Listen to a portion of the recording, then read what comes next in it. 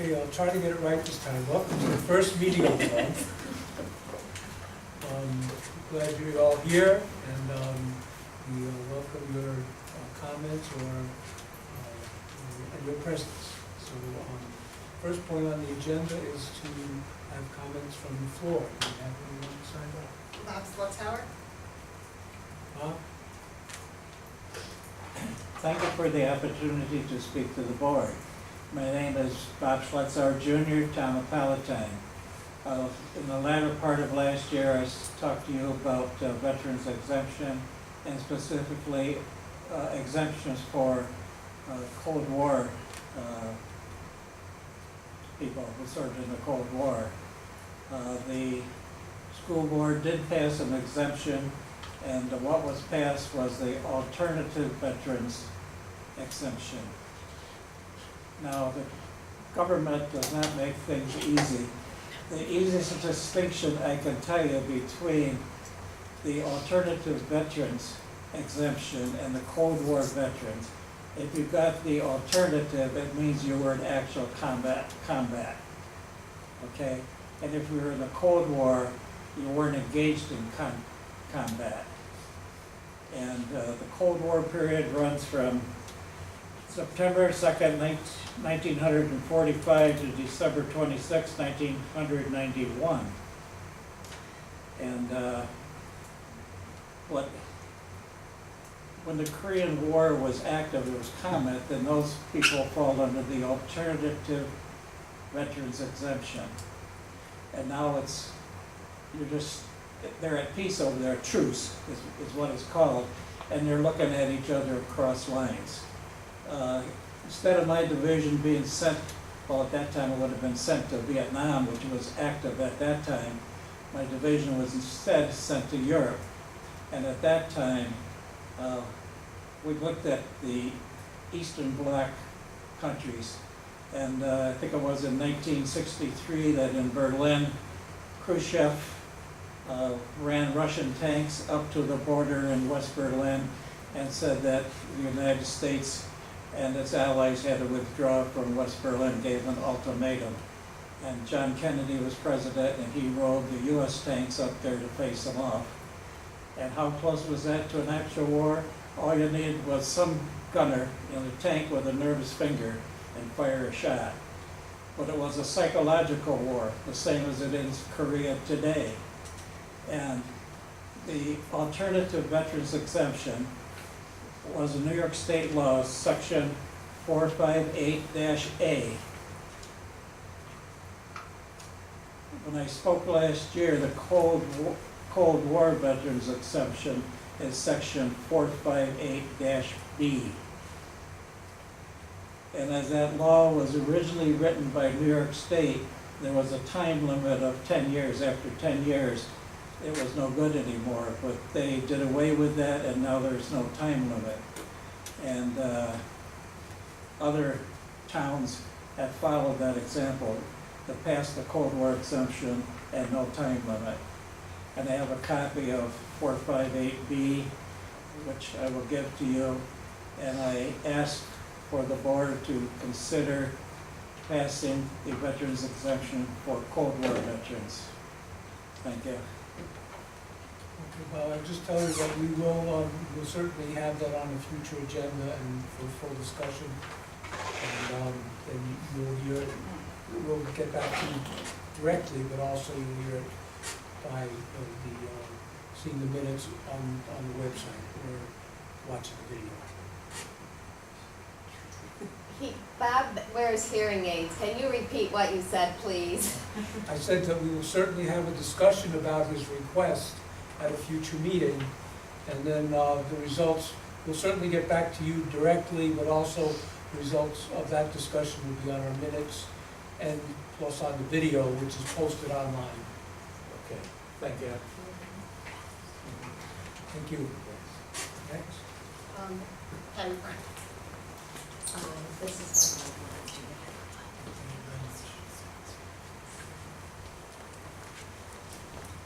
Patty Bryan, teacher. Just wondering what's happening with the scheduling committee, and if it's finished, and if people have been told that they're on it or not on it. Nope. Nope, okay. It's next on the list, however, it has made it to the top of my list. Okay. No. Okay, thank you. First point on the agenda is audit report by Jill Tice. Sorry. No, that's fine. So I'm gonna hand out just a quick little summary of the financial statements. I believe you all got the financial statements, but they are slightly pages long. So Scott and Mark had the pleasure of going through them in detail in the finance committee. We will just kind of hit the highlights tonight. So, to start with, overall, the audit went very well. We had no problems with the audit. The staff is always very helpful and always ready for us. As far as the financial statements themselves, the financial statements that you received are in draft form until the board approves them tonight, and then they have to be submitted to New York State by October 15th. As far as the reports themselves, there are 4 audit reports that we provide within the financial statements. The first is on the financial statements themselves, and you receive an unmodified opinion, which is the clean opinion, the highest that we can get.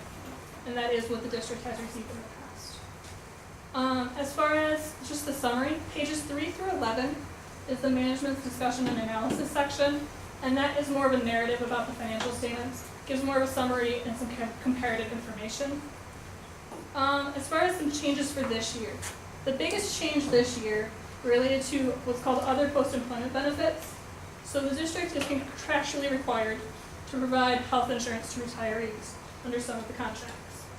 All of the districts are required to have an actuary determine an estimate of that amount. Up until now, all of the districts were recording that estimate over time. This year, the accounting rules changed, and all the districts had to put the entire liability onto their financial statements. So this year, you will see there is a large deficit.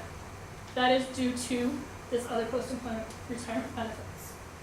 So the district isn't allowed to set money aside for this, but it is the estimate of what will have to be paid in the future. So that is the main change as far as this year. As far as some of the other footnotes, some of the other statements, page 14 of the financial statements does show the balance sheet. Can I just Yeah. interrupt a second? I just want to say that if you look at the financial statement itself, you see like a $30 million deficit. And that's what she's referring to. It's just a new accounting measure. It just has nothing to do with the cash flow in the district. You don't have to put that aside. So I just wanted to reinforce that Yeah. because I was like freaked out when I saw this. So that as of year end 2017, the district had a surplus of 17 million on the statement. This year it's a deficit of 17 million, due solely to that change in the accounting. It is not just for Canajoharie. All of the districts have to do this, so it has caused every district to have a deficit. Because the state doesn't allow you to put money aside for this, and you just pay the bills as they come to you. As far as the statements themselves, there are, on page 14, the fund statements. This year there is a new fund, because you started work on the capital project planning, there was some architecture fees and such, so there is a capital fund that is recording that activity. There are then 2 other reports which relate to the single audit. Because the district had more than $750,000 of federal grant spending, we do additional procedures, and those were 2 more clean opinions, no issues there. The last section of the statements themselves is the extra classroom activity.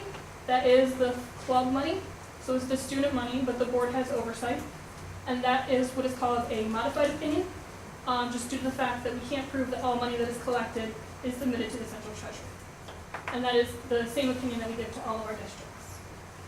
And then the last section is just our management letter. So that is just areas for improvement. Last year we had 6 comments. Happy to see that 3 of those have been cleared and will be removed. 1 new comment, and then there is an extra classroom comment, which every district has, but I would say that has definitely improved. Room for some more improvement, but it's getting better. That was the brief overview. Very brief overview. If anybody has any questions.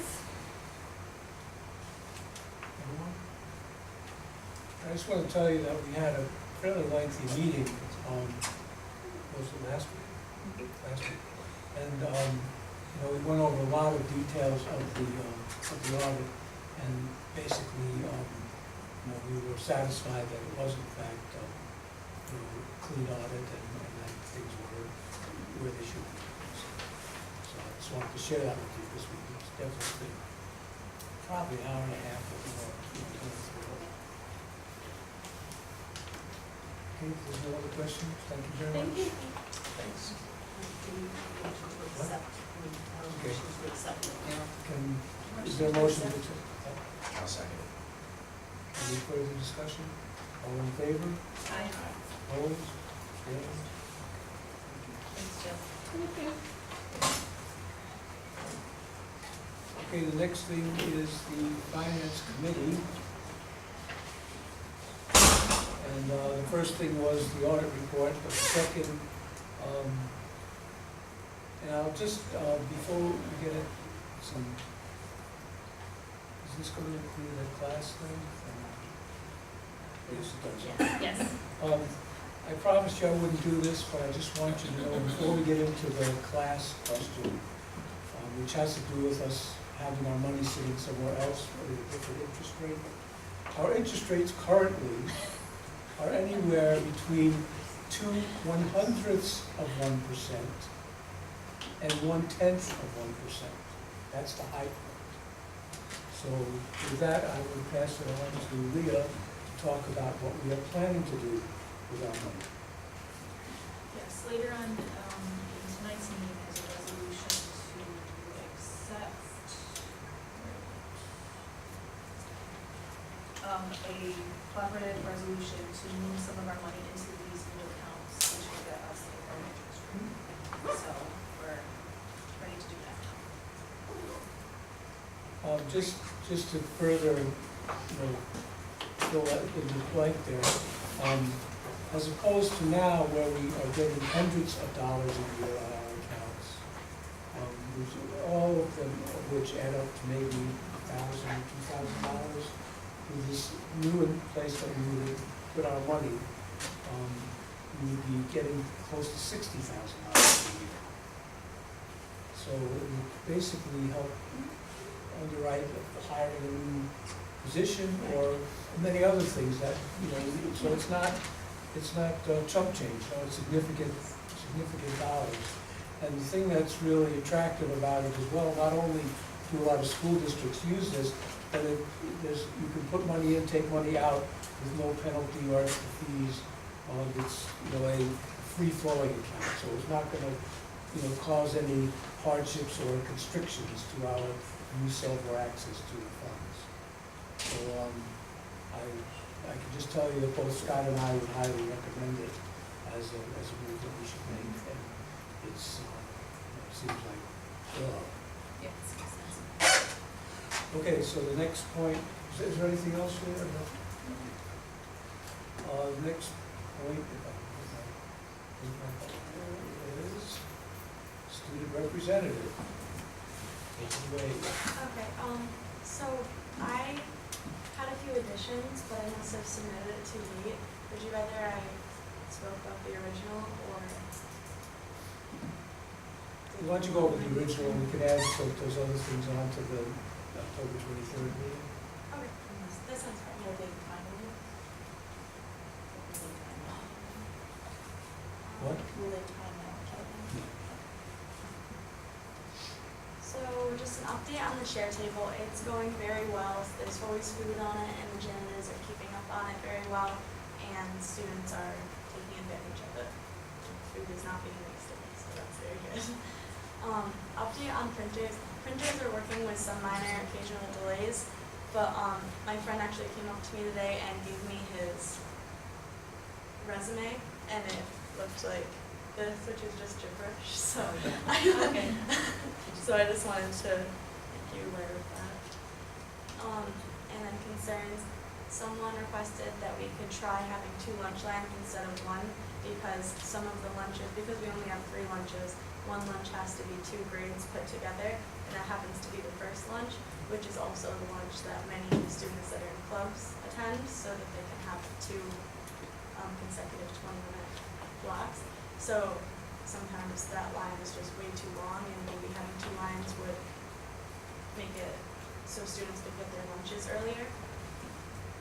And, we should try to have more announcements for the Fill the Bus food drive, because as it looks, we don't have much food out there so far. We usually have a lot more. So I am going to make flyers and stuff and put them around, and I was just wondering if we could have more announcements or something like that. And since this time of year is most stressful because of seniors in college, Mrs. Lenz is so packed with work that students are having a difficult time finding time to meet with her.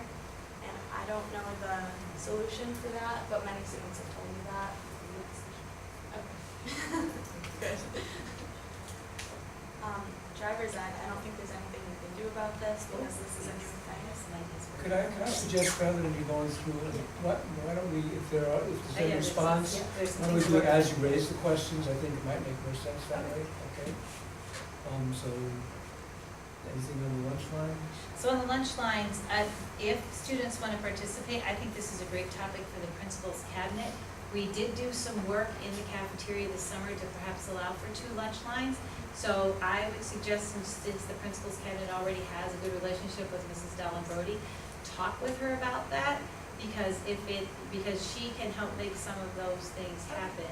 And that is definitely a possibility, and it's a great thing folks want to be involved. And I would suspect that like days like Chicken Patty Day might be high volume meals, because it tends to be a very popular meal, Chicken Patty Day. So maybe it's not something where we need 2 lines every day, but the students could help, you guys could help her and Miss Lisa decide when that's needed, okay? So for Fill the Bus, you've now made a public service announcement right here that goes out on video, so thank you for that. I would suspect that if there are things that you've worked with Mr. Hornder on in terms of morning announcements, I think those just have to be written and submitted a day in advance, correct? True, but Yes. sometimes we get one and it says do this every day, and we just have to rotate through on some of our heavier days. Okay, so we'll keep that going. But if there are things like that you would like printed, or like we've done in the past, there have been some posters that we've helped with, you just have to let us know. I know this is going to sound weird, but this is a great problem to have in school counseling. And I will tell you why, but I will also tell you we solved it. 4 years ago, when Mrs. Lenz and Ms. Gleason arrived in the district, there weren't individual senior meetings. So it's great that in a few short years, you have expected this. So and thank you for bringing it to our attention. So we know an additional factor this year was that the time frame has been compressed and things have to be in earlier. So what we did, that's an additional stress on everyone, including everybody's schedule. So the challenge that we have is that in addition to your needs, there are also students who have other needs, and sometimes we are aware that things have had to be canceled. So what we did was we looked at reallocating counseling staff to the high school to help support those other, those other needs, so that the seniors can have the time that they need to get their things done. So we did meet about that, and I do thank you, and it's a great problem to have, because it means you are, as seniors, you are looking for that assistance and that support. We want to make sure you do that. So yay.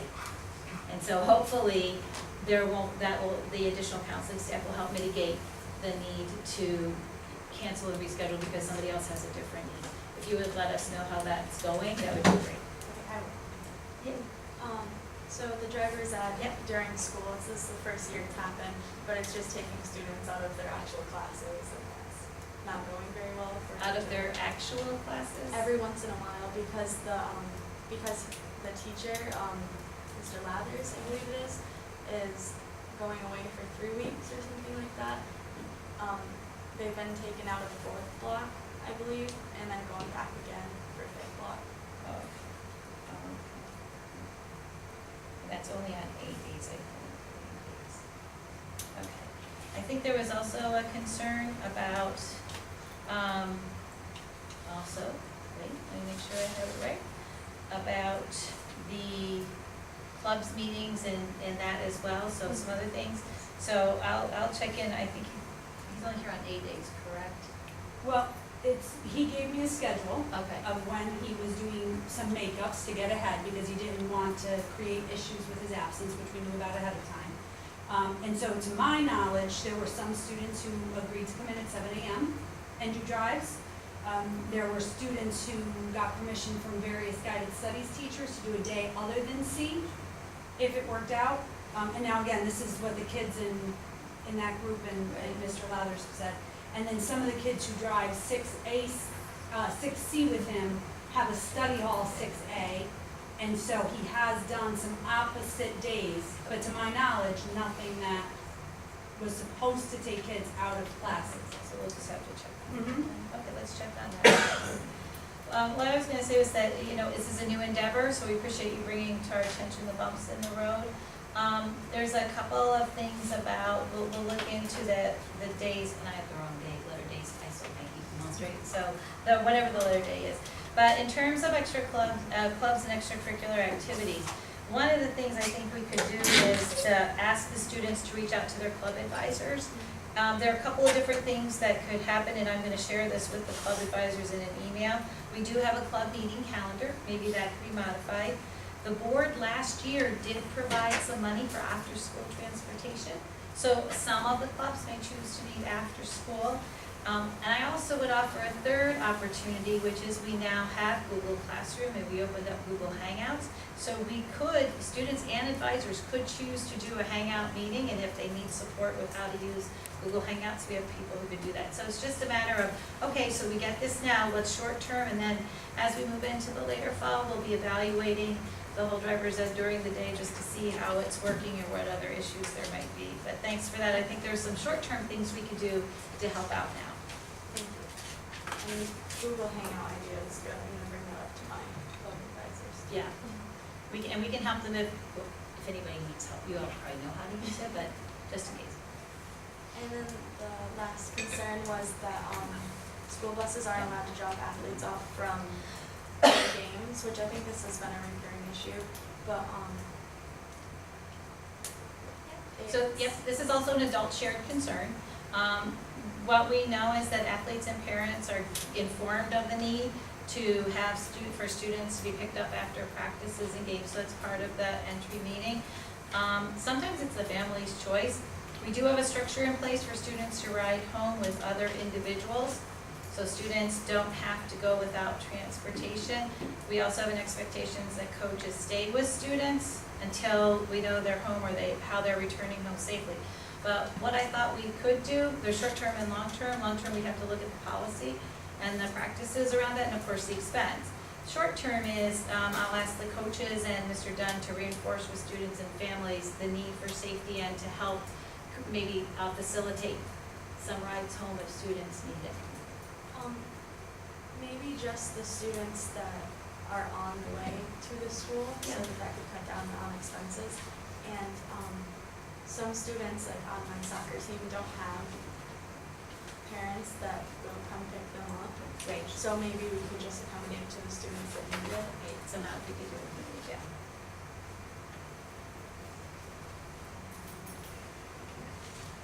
And then Please talk about this, because this is funny. vacuum and drill will take place. That has been changed because of the weather 2 times now. Every day we have a schedule. Good thing we didn't have to evacuate. Right? Yeah, we picked bad days for drills twice. But that will be happening soon. Yeah. So just a comment on that, because I think this is good background information. We had the high school safety committee meet and outline the parameters, and Olivia sits on that committee with another student, and review the procedures for the evacuation drill. So the high school safety committee will be following the drill to debrief it, but I also think it'd be great to hear from you on the student perspective of that, how it goes when we don't have you slogging through mud and puddles of water. So if you would be willing to follow up with that, I think that would be a great perspective as well when we do it. Got it? Thank you.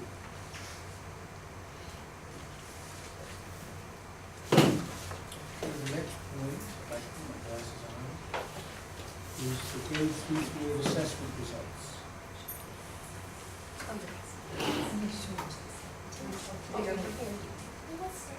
So yes, we got the results finally back for our 3-8 assessments. After it took forever for them to get to us, they usually are out in like August, and we got them late September, and the rest of the data we just got in the past week. So we have that information for you. There's 3 different handouts there.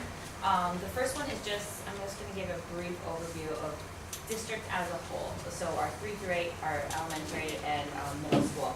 So there's a couple points, and I broke it down into all students for English language arts and mathematics, our students with disabilities, and our students, economically disadvantaged students, because those are some of the big sub areas that we're, subcategories that we are looking at, not only, just because those are areas of need for us, but they're also targets for our, Cantor grade targets. So for English language arts, we did, note an increase in the percentage of students, in grades 3 through 8 at proficiency, so we're up 4 percentage points there.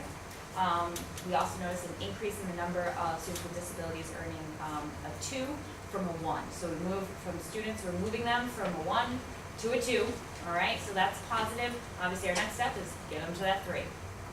We noted an increase in the number of economically disadvantaged students moving from a level 1 to a 2, and then moving the 2s to a 3. And that's a big part of ESSA, showing that growth. Okay, so that's big. In mathematics, we noted an increase very similar to ELA, an increase in the percentage of students 3 through 8 at proficiency. So we're at 35% now, up from the 31%. There's no notable change in the performance of our students with disabilities in the area of mathematics. So it's definitely an area that we need to work on. We need to move those ones. That's where we are primarily. We need to move them. So we're working on building some tools and some action plans for that. We did notice though an increase in the percentage of students that are economically disadvantaged going from proficiency. So we're at 29%, where previously we were at 21%. So that's just a brief overview. The next 2 pages, they're stapled to that top sheet. Again, we're looking at 3 through 8, all right, as a whole. So you have your ELA and your math. So across both buildings, they show you where we are for all students, students with disabilities, and our economically disadvantaged students for both ELA and math. I only give you those numbers, so things that you can take a look at, and then we'll pass it on to the buildings and talk about, okay, what did it look like specifically for the building and for the grade levels. Is there any questions? This is the big scheme of things. I was just wondering, how do these compare to the Cantor grade goals? But we, in terms of like the 10% increase last year, well, we're getting there. We're moving in the right direction. So I would say that we are improving. We're not necessarily on the target that we want to yet. But when the building level principals get talking, they'll be able to share, okay, this is what we've done to show this growth, and so what's our next step? How do we keep pushing that? Thank you. Anyone else? Any questions at this point? Okay. Do you guys take into consideration the amount of students who opt out in terms of your percentages here? And in terms of looking at, your students with disabilities, the economically disadvantaged, all students, does that all go into that? This right here are just the students that took the exam. Okay, that's Okay, so last, good question, Jen, and they might be talking about that later. We did go over like what our opt-out rates were at the end of last year. So, but at the end of the day, and I'll take us back to ESSA Fund, no matter what, they report on 95%, so they make up that number now under ESSA. So if we're not at 95%, then these just count more for us. So we have to get to that point, and we're not there yet. So yeah. If we go slightly out of order, you want to grab the middle school sheet, I can actually kind of piggyback off of Jen's question. Jen and I this morning actually had a conversation because depending on which dashboard we were looking at, the numbers look very different. For example, 8th grade math last year, we only had 13 students take the test. When you look at that number, it's shocking, and then the other numbers we were getting were much higher than that. So what happens is when you don't have a full cohort of students that the state views a cohort, that 95%, they basically start adding previous year's 8th grades to your results until you get to a cohort number. So our result on the state dashboard for this year, depending on which part you look at, isn't really a true representation of how many students in 2018 took the test. That makes sense. Yes. It makes no sense. Thank you. Well, then now Thank you've you. got Thank it. you, New York State. I win. But, and just, so if you look at, the middle school sheet, at the top, the ELA numbers, only 39% of our students 6 through 8 take the ELA exam. And we had last year, we basically had a flat number in terms of the number of students proficient, or the percentage of students proficient. We were flat at 45% from 2017 to 2018. There is a little bit of caution in comparing proficient numbers from these 2 years, because the test did change. From 2017 to 18, it was literally cut in a third. A whole day from each exam was removed. So the tests themselves structurally are different. Chris, can I just ask a quick question? Yes. Now, the way you just explained it, are these two measures, is this really what happened in 2017 Yep. versus 2018? Yes. It's not including. So when the you're other looking at add-ons? numbers, let me just take a big step back. The only place where those confusing numbers are on the dashboard that I get to see in the data world, okay, because they tell you, because that goes to your growth scores and for, how teachers get growth scores and how the school gets growth scores. When you look at the New York State website, they'll indicate based on what the actual. What actually happened? These are actually our test takers. Thank you. And these are the ones that we can fix. This is actionable data that we're showing you now. So if you go down to the second table, the mathematics, only 30% of our students take the mathematics exam. So we did see a regression there. We saw the percentage of students proficient go from 32 to 27. The thing that's not represented here is last year's cohort, for example, there were 81 eighth graders at the time of the math exam. 40 of them do not take it because they are in algebra. So if, on average, roughly 50% of each grade level takes the exam, 50% of your accelerated students aren't taking that exam, so they're left out. They're included in the high school scores because they're taking algebra. So our areas for focus, kind of continuing through this year, academic support labs at 6th, 7th, and 8th. We actually changed the structure of those labs a little bit. Math and ELA with 2 teachers in the lab where they can literally pull those teachers out, pull those students out at where the need area arises. Study then support during the recess lunch advisory block. Middle school 2.0 social emotional support, and then our quarterly data meetings, which is actually twice a quarter, the 5-week mark and the 10-week mark with our building level teams. And that's with bacon, lettuce, and tomato? Yes, extra mayo.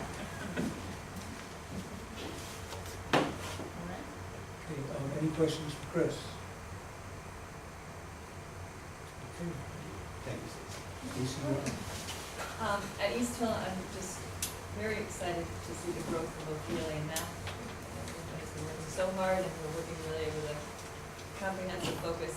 So you can see from 17 to 18 for ELA, we went up 8 percentage points, and our total testing is about the same there. Our opt-out rates are not as high at the elementary as they are at the middle school. In comparison to the state, we're closing the gap as well, where we were 17 percentage points off the state average last year. In 18, we're 14 percentage points off, so we're getting closer to where we want to be. That's an ELA. That's just ELA, yes, yep.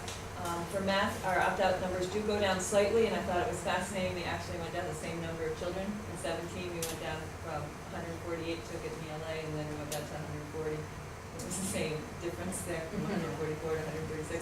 It's because more children see the opt-out, and then they choose to opt out in math, so we have that just slight dip. But you can see with math, we again went up 9 percentage points, and we closed the gap. We're much closer to where the state is. New York State was at 45% proficiency, level 3s and 4s, and so we were at 40%. So that's good. And last year was only our first year with our reading series that was vertically aligned to K-5, so we'll continue to make those slow and steady progress. So what we've done in review. Can I just? Oh yeah, absolutely. What is the opt-out rate in elementary school? Do you have an approximate figure? I do. I'll pull it up. Okay. I have them right here, so the percentage, we did 2%. So the bigger rate is that. Other questions about the numbers? No, I was going to ask the same. We do running records now twice a year. That was actually Jen's original project when she was an intern, however many years ago, 4 or 5. We do it in January and June, and we do it for any new kid who walks in, it's a screening, so we know exactly where the kids are reading. We have our K-5 reading series now, we're diving in deeper this year. We also do Wonders grade level data meetings, and so that means for every week 2 test, week 4 test, and unit test, the grade levels meet, talk about where the gaps were, and there's just a little schema they fill out and then they turn in. And then what we actually do with that submitted data is Stephanie, our curriculum coordinator, helps us look at where we have trends across the building, where we have some gaps. This year we have our 3 AIS teachers, which is phenomenal.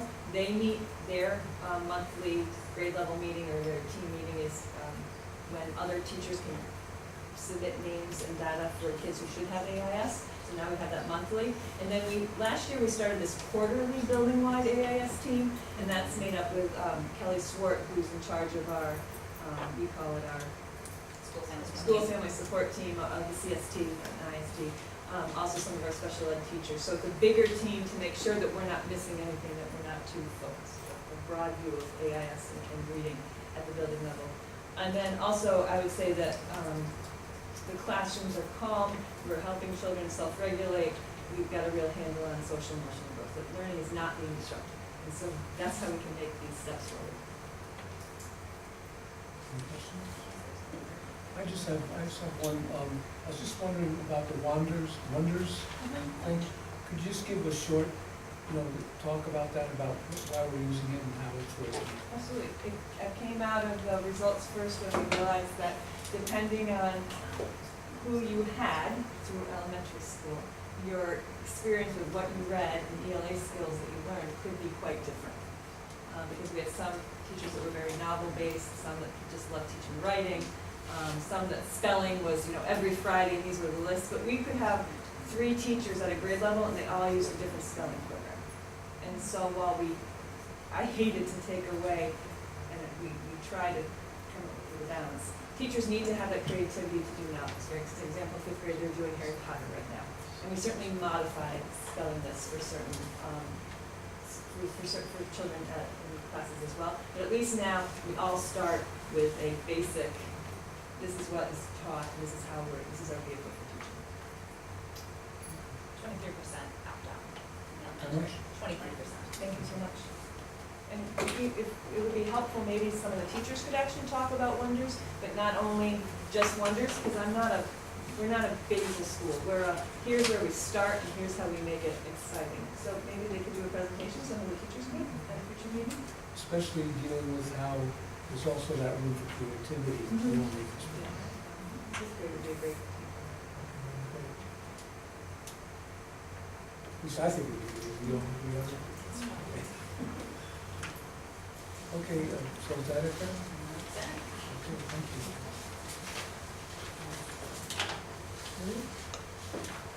Moving right along to approvals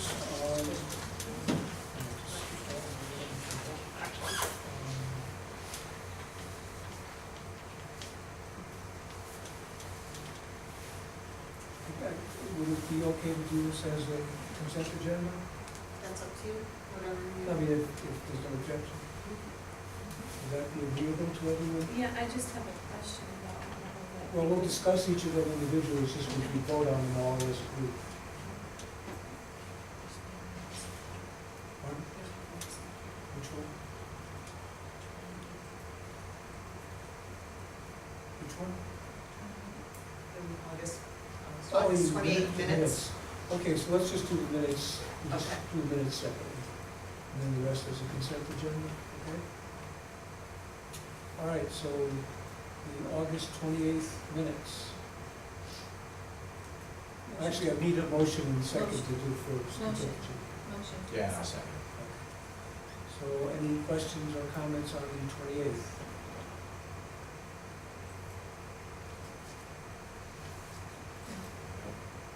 Okay. How about let's have a vote on that, so a motion on that? You did a motion. Yeah. What? You did a motion. No, this would do this one separately. Right, you did a motion. You did? Sorry. It's okay. All in favor? Yeah, Opposed? Abstained? Minutes for the 13th. Any questions or concerns? Yes. Or motion for the 13th? Second. My question was on a an appointment, and that's why I wasn't sure if we need to do that exactly right, because there were conditions, and that wasn't written in these minutes that we had discussed. Also, if it involves personnel, we probably can. Yes, that's fine, so maybe we should wait. So we can On the hold off 13th? on this and we'll do it afterwards. That's fine. And then we have the, what's it called? On the 7th. The 7th. Do I have a motion? Motion. Second. Any questions or comments on that? All in favor? Opposed? Abstaining? Thank you. The treasurer's report. Oh, now we should do consent. Okay, consent, motion for consent agenda? Motion for a consent agenda. Okay, thank you. Treasurer's report, any questions? I already did what I said I wouldn't do, but that's a water under the bridge, already, so that's all I have. Anything else? Okay, budget transfers.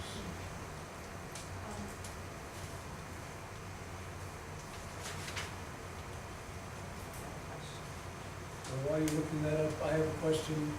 I was just curious why we have $38,000 excess in maintenance salaries that we moved elsewhere. I was just wondering why. Yeah, there was just a movement between maintenance salaries and operations salaries, just between those two codes. One was higher than the other, so it's just a movement between the two. So it's still being used basically? Yeah, it's still the O same and thing? M, it's just in between those two is somebody more. Okay. It is on the next thing, not on this one. Okay.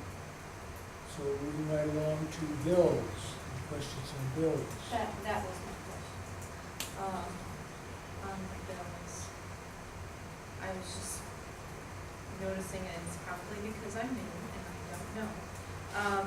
But there are a variety of random people for like $99 or $100 or $104, and I was just wondering what that was. That's all. Yep, those are the sports officials. Oh, okay. Soccer games. Yeah, volleyball, that yeah. makes sense, Well, okay. Anything else? I just had a question, I'm sure it's easy. Sand and air leasing, what is that? That's the company that handles our bus leases. Okay. So that's a big payment for our bus lease. You'll see more of them, mostly in June. All right. I know what my other question was. What is, Catholic Charities do for us? They provide us it's a 4-day-a-week counselor? Yep. At what level? Oh, I'm sorry, across the street. Oh, so wherever it's needed at the time? Yeah, we Okay. determine caseload. Thank you. Anything else? The day automation systems, is that, That was the big one, right? yeah, 73. Yeah, that was for cameras and servers for the East Hill School. That's a lot of cameras and that was all for East Hill. Anything else? I have a few, on the first page, Carolina Biological Supply Company. That's all the supplies for the biology class in high school. Okay, then, 55,769 Home Depot Credit Services. Yes, that is for the new high school life skills classroom, that we're adding a kitchen in that classroom. Oh, okay. Yeah. So, it's $10,000 It's for Home almost Depot, I done. figured it's gotta be something. They just did the counters today. It's really nice. Okay, great, so we should go look at it. Yes, absolutely. Hopefully there'll be food there. I know, I would wait until they cook something. I'm not sure yet. 3695, Fort Montgomery Regional, $14,000, what was that for? Yep, that's the agreement we have for the PTEC program. That's the chamber contract. Is discuss the money we front and then get reimbursed? Yes, that's for the ag tech program, it's for the funds for the ag tech, yep. All right, that's it. Everyone else? Okay. Moving right along to professional development plan. So this plan this year was updated to include the one-to-one initiative professional development piece.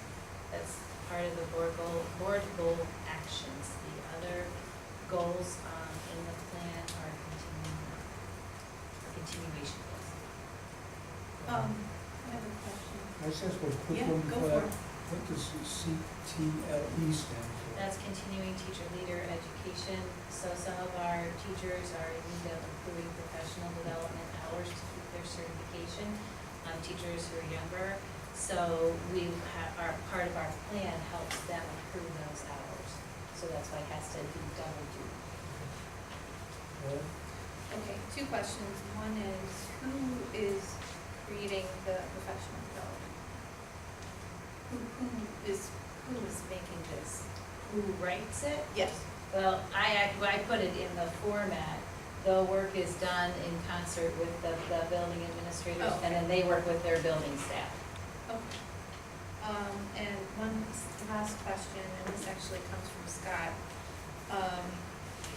He said, on the agenda tonight, in the, I'll just get to the place, so this way you know what I'm talking about, so I can review what he's saying.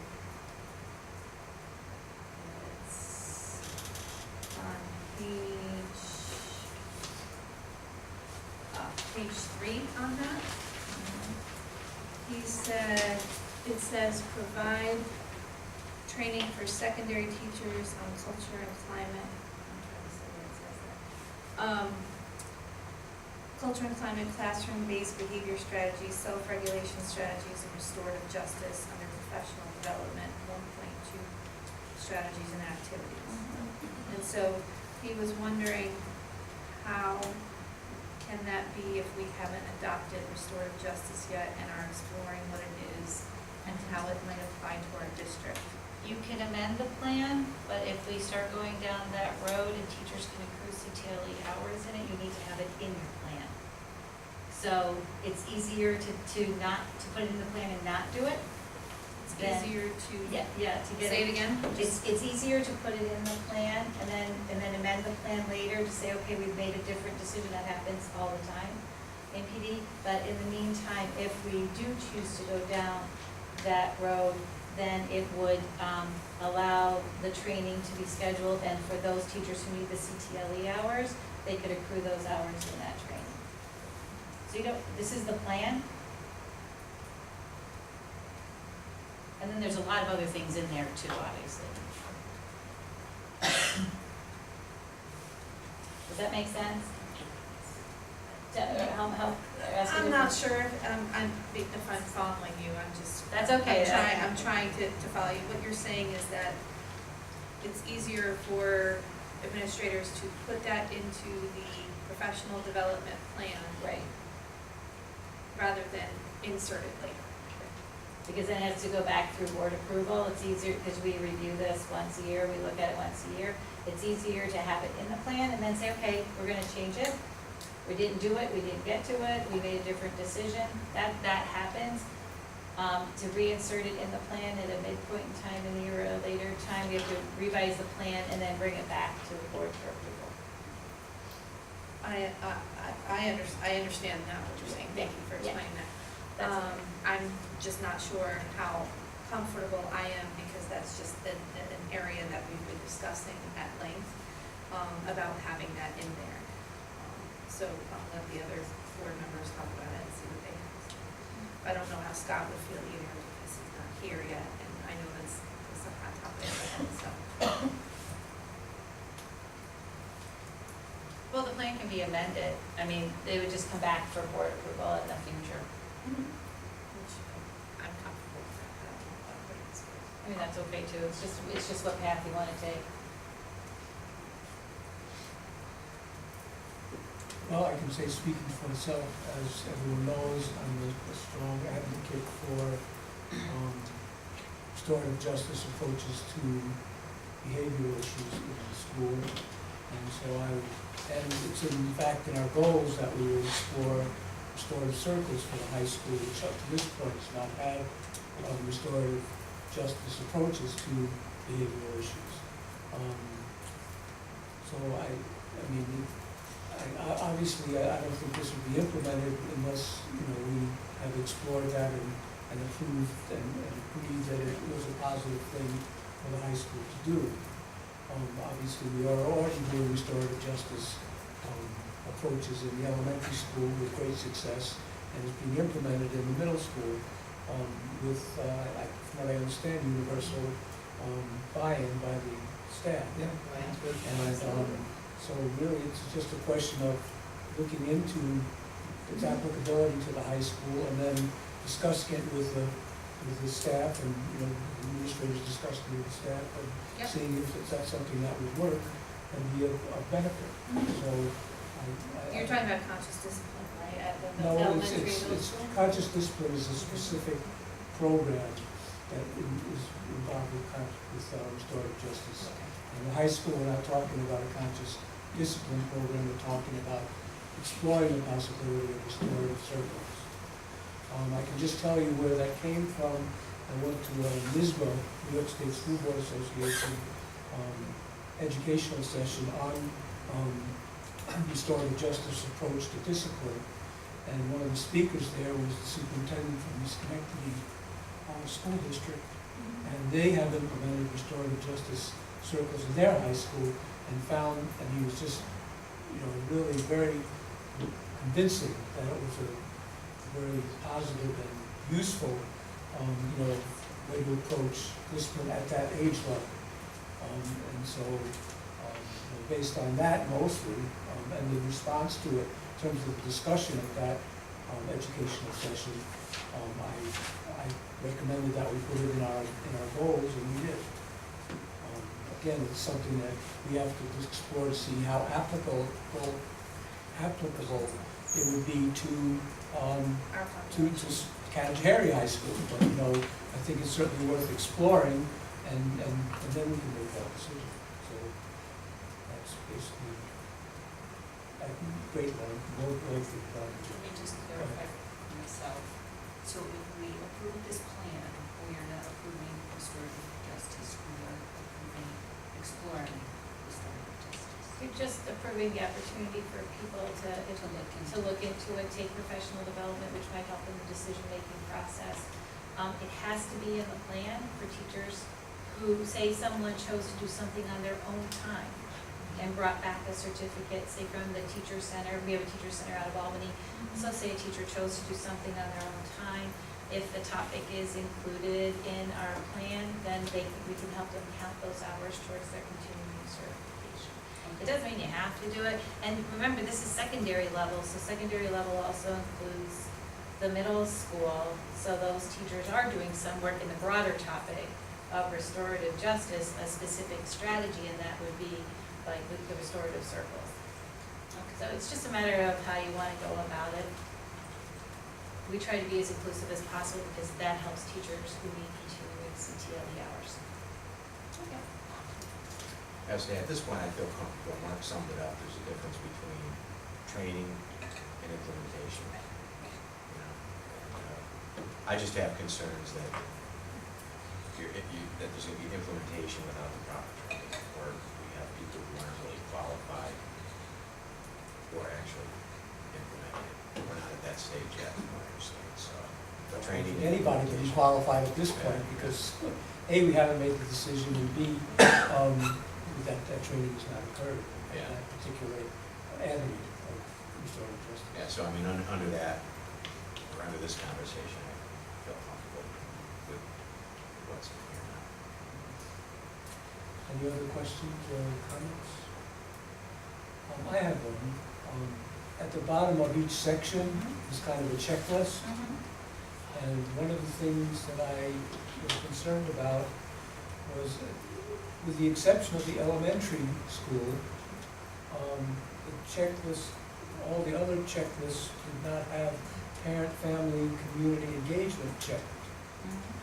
And I would encourage that we kind of explore that to see if there are any ways we can include parents, community in some of these programs, because, you know, one of the things that, you know, has been shown many, many times is when you get parents involved and community involved, it really can improve and increase the success of the program. And it certainly fits in with that program that we started this year with reaching out to the families in terms, and I can never remember the name of the program.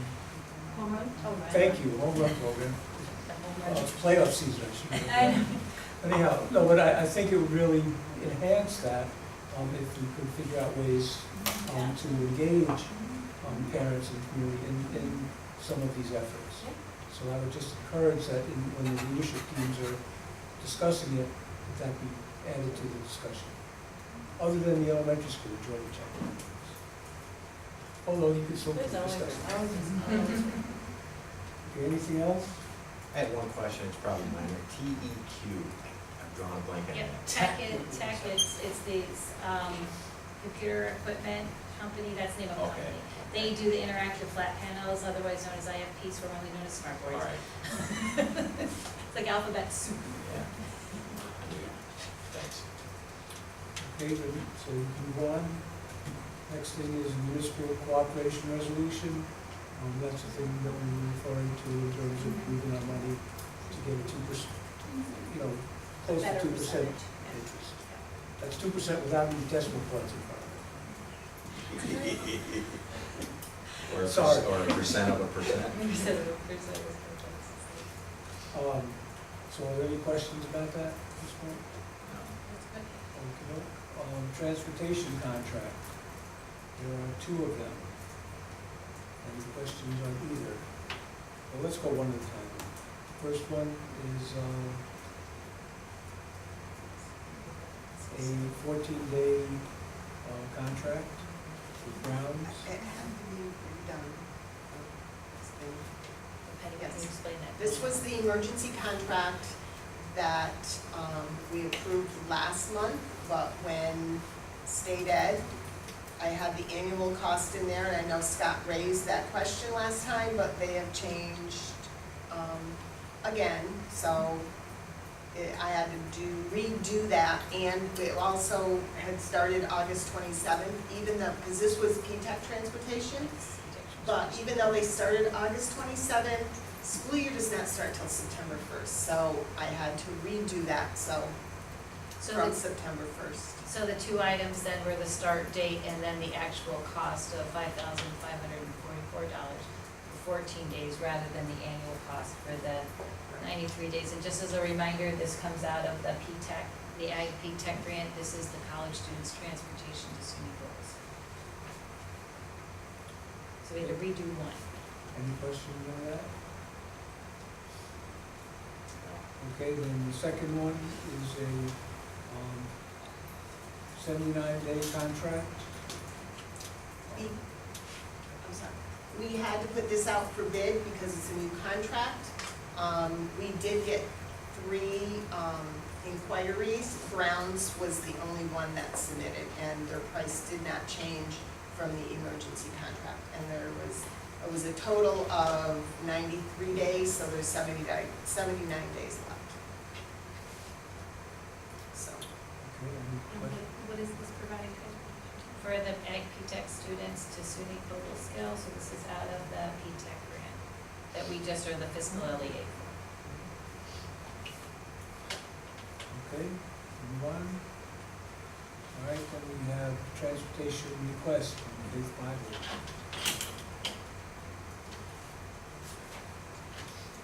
I was just kind of amazed that they're going at night until 5:30 in the morning. I was like, this is interesting. They requested it last year, but they did not end up going. Are there any questions on this?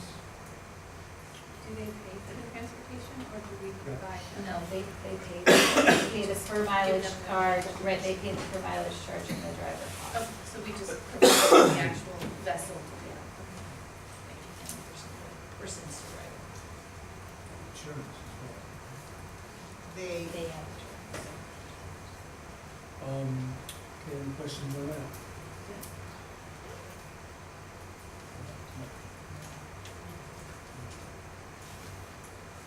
Okay, and then finally, HFM substitute list. Any questions on that?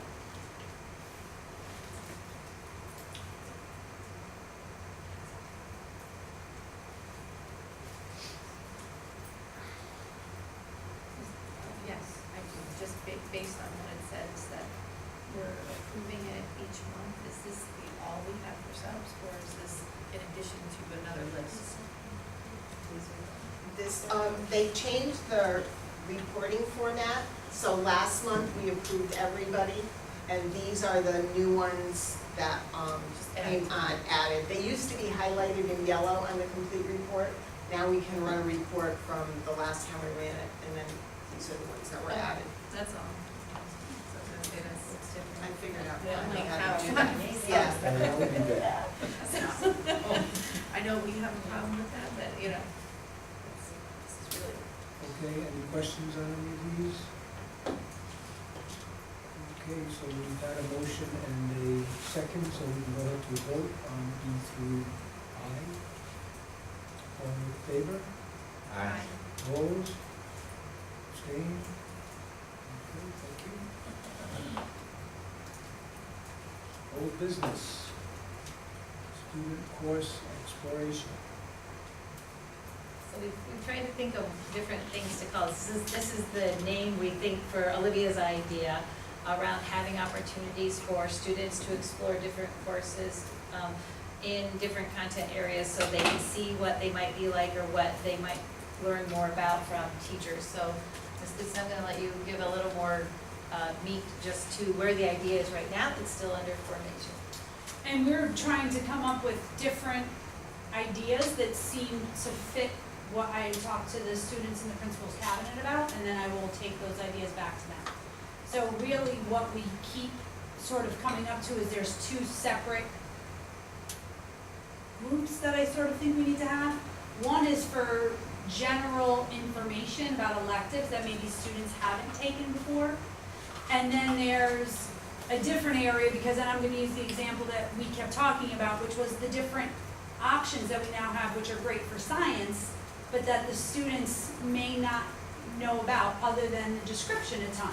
They can talk to their peers, but the kids might have different opinions based on just their own feeling for that content as well. So we're trying to determine what the best way is. One of the things the students really felt when we talked about it was that there's some means by which students sign up so that the kids who want to hear about that particular thing are there. So that it doesn't become a distraction necessarily if there are kids who aren't interested, let's say, in forensics. And we just say, well, everybody's gonna go listen about forensics. So we're trying to come up with some different scenarios, which then I can bring back to the cabinet and they can sort of help me work out the details with and see how that would work. But I think the big idea that has come out of it is some type of exploration for our students who are still in the building, similar to some of the options we do for our 8th graders, knowing they're new, but making that available to all students. And we have program planning set for earlier in December, so that we can allow for those type of activities to happen too, prior to students having individual meetings with Mrs. Lenz to make final selections. So the principal's cabinet's been a key player in helping form this idea that they're still working on. Who is under the principal's cabinet? Currently, we have 2 seniors. We now have 2 juniors. We've been struggling a little bit to get a great time to meet as we've incorporated some freshmen too. And so we've talked about different opportunities and times of the day we can meet, but we have right now 1 freshman, 2 sophomores, although we were inviting another one to join us, so it would be 3, 2 juniors and 2 seniors. And do Do you have teachers too, or is it just? This is just the students, And you? and then we have a different teacher team, the building leadership team, that really came out of our results first team. Is- Yeah, the build- I'm sorry. No, I was gonna say, the building leadership team is separate from the principal's cabinet, Yes. and that's. The just principal's cabinet really came out of last year when we were having conversations about safety. That's really what started it. We had some students who were meeting with me pretty regularly to go over ideas and talk about things. And so it just became sort of what we did. And so this year we came together and wanted to continue that about a number of topics. And then obviously invited other students, wanted representation from every grade level. So you have a principal's cabinet, and then you also have students who are involved in a building leadership team. No, the building leadership team is teachers. And then I Okay. share information Flip. with both groups. Okay, gotcha, now I got it. So you have the two teams, one is teachers, one is students. Although sometimes, like Mrs. Grimshaw was saying, Mrs. Brody came and met with the kids because we had specific questions about like the share table and how we might reduce waste in the cafeteria. And so whenever the students, if there's a particular area of interest, we always can bring adults in to help facilitate that conversation. That's good. How many teachers are on your building leadership team? Well, we had our results first team, Right. and that had 4, and then, so 6. So last year was our last year with the Results First program. So we had, earlier in the year, at some point, we had informed the board that we were going to transition those teams into building leadership teams so that the Results First work plus other things can continue. So those teams are transitioning, and soon, those teams are all meeting in each of the buildings. So we made a transition and changed the name.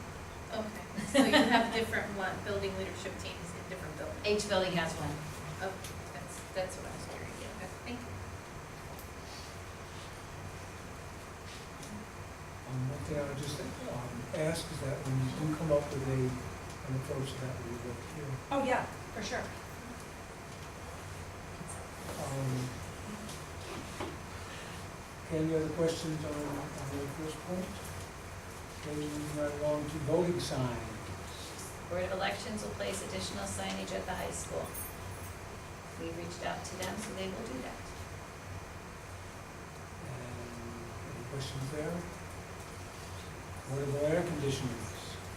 So, Mr. May and I had conversations about this. He's looked at the possibility of some portable air conditioners and has identified some possible solutions. But we had to identify the models first, so then we could evaluate our energy use capacity at the East Hill Middle School complex for those rooms that are not air conditioned. So that's what he's about now. Do we have the power, or what power do we have to use, and then therefore how do we designate some portable air conditioners for those hot days? So that's where he's at right now, looking at our energy capacity.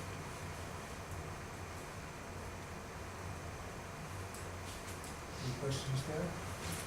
Okay, non-resident student aid.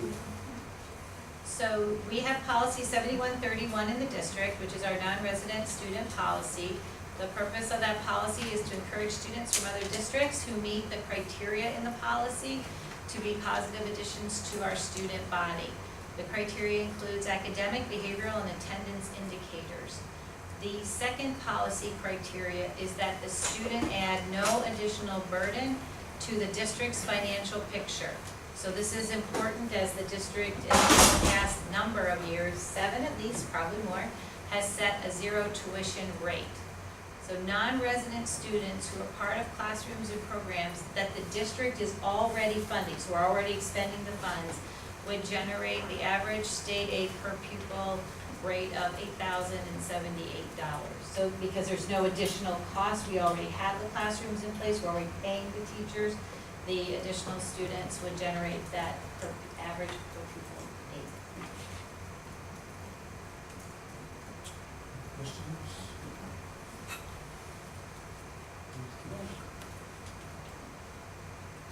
Sport, thank you. Sports teams. Well, this data was as accurate as it could be given the rainy season, so I'm gonna qualify the information. about that. There are 61, right now, or at the time I look at this, away sporting events for the fall season. 14 of the 61 required the team to leave before 3 p.m. 23% of the events require early dismissal from school, so different students are released based on the team and the date. So there are 13 different dates, and by letter days, because that's how we do it, I broke down the letter days for the time that is missed, and then the average amount of class time missed is 25 minutes. So clearly we look at AC days in terms of the data that was available at the time, and I have to say that because we have been canceling and rescheduling all over the place because of the weather. So, but the general idea is, in talking with Mr. Dunn, that the ADs are making a real concerted effort across the board to look at start times and travel times and trying to minimize that impact for all students across all schools in the WAC. But there you have the data as we have it right now. It will change because we are changing sports schedules. Right, well, we're changing, because, you know, you have puddles out in fields and you can't run out that way, so. But there's the information. I'm just, my concern as a teacher, especially for those students who have last period classes, and for those teachers teaching them, that some of these kids just in one season are missing like 100 minutes of teaching time, which there's several class periods, and that doesn't include any other absences. But if kids are missing 100, if they miss 4 of those, if they miss 4, they're dismissed 4 times, like the girls varsity gets dismissed 4 times during the soccer season early, then that's 100 minutes on average.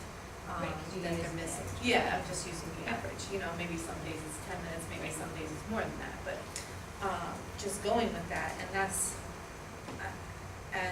since we're getting evaluated, our school is getting evaluated on region scores, et cetera, and there just seems like a lot of minutes to be using, that's all, for sports. So what I didn't do was break it down further by student, by sport, because then you would see actually what that is. But I do think that this is not just a Canajoharie issue. This is really an issue for a lot of schools, and thinking about this and how we schedule athletics to allow for the minimum amount of students leaving class. And certainly this could be important data for the scheduling committee as well for consideration. That's more. Right, and how many kids are we really talking about, right? So this is the data accurate at the time I was creating. No, and I appreciate that. Yeah. Okay. Anything else on that? Alrighty. I would entertain a motion to go into executive session. Motion? Second. All in favor? Opposed? Okay, please stay.